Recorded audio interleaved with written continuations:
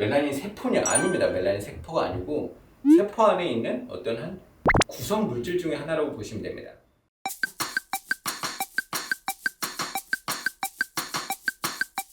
본격적으로 레이저와 관련된 부분에 대해서 설명을 드릴까 합니다.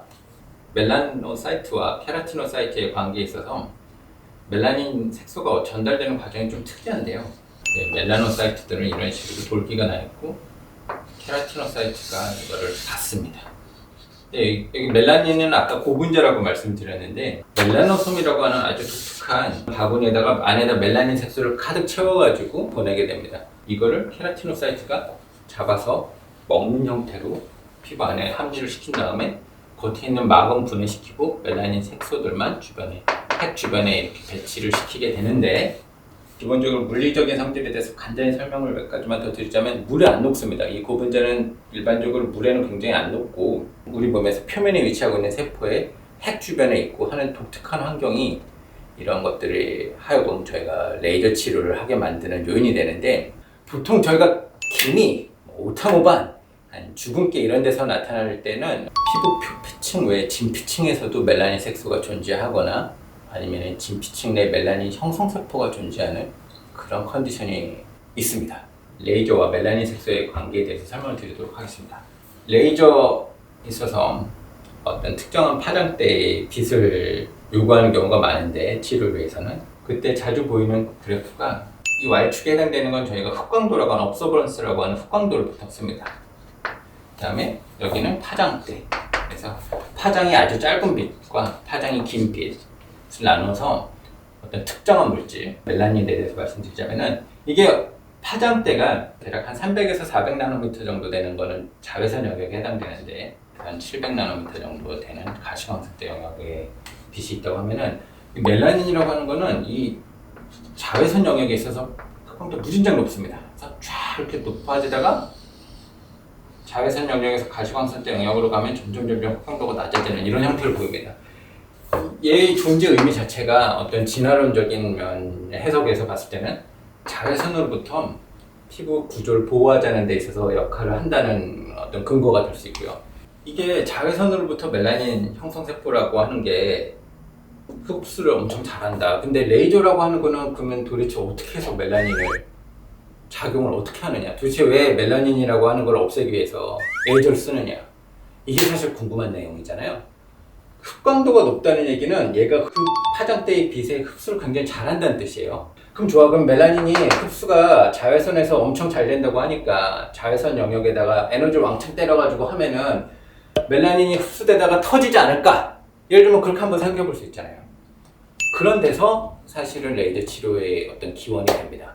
근데 이게 문제가 뭐냐면요, 멜라닌 색소라고 하는 애만 있지 않아요. 피부에는 뭐 진피층에도 있고 혈관도 있고 뭐 다른 세포들도 있고 구조가 되게 많은데, 그 막 그림 중에서 보면은 막 이런 데서 뭐 멜라닌 색소가 질환이 있던 기미가 있던 아니면 이런 데 있어서 선택적으로 어떤 특정한 파장대의 빛을 강하게 쏘여서 얘만 선택적으로 날리면서 주변에 피해를 주지 않는 방법이 있으면 굉장히 이상적이잖아요.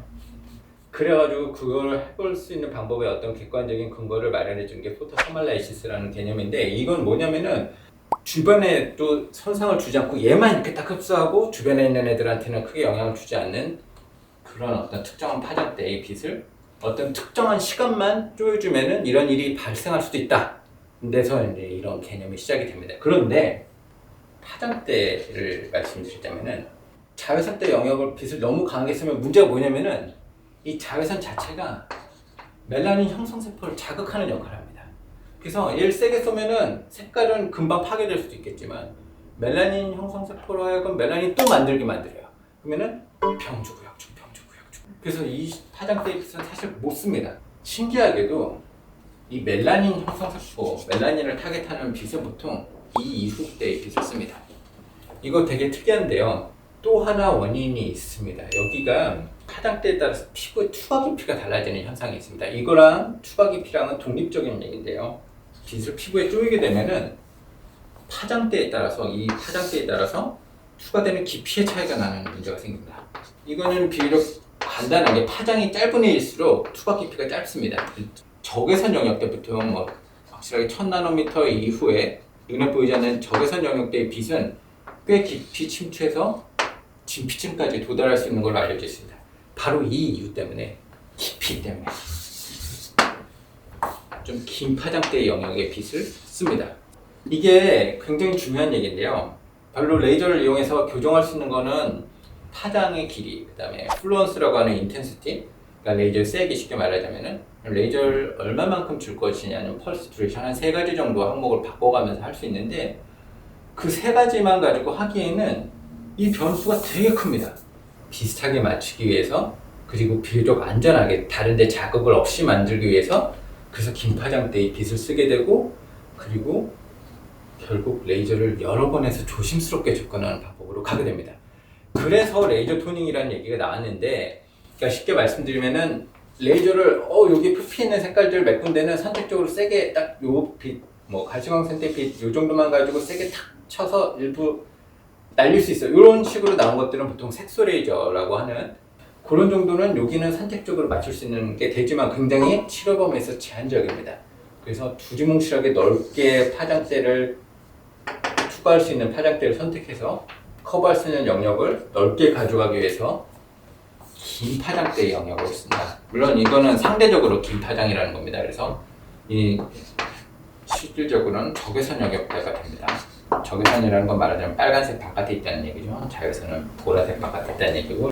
자, 그래서 레이저를 접근할 때는 긴 파장대의 영역인 적외선을 이용한 레이저를 이용해서 진행하는 게 일반적인 얘기가 됐습니다. 하나 부가적으로 설명을 드리자면은, 자외선을 쏘였을 때 멜라닌 형성세포에서 멜라닌을 막 만들기 시작하는데, 이게 인종마다 차이가 있습니다. 이거 자외선을 받았을 때 멜라닌 형성세포가 멜라닌을 만드는 데 있어서 반응이 천지 차이가 납니다. 그래서 초창기에 레이저가 본격적으로 발전하고 피부 미용에 쓰인다고 하고 나서도 우리나라에 들어올 때 적응 기간에 꽤 애를 먹었던 이유 중에 하나가, 이걸 몰랐거든요.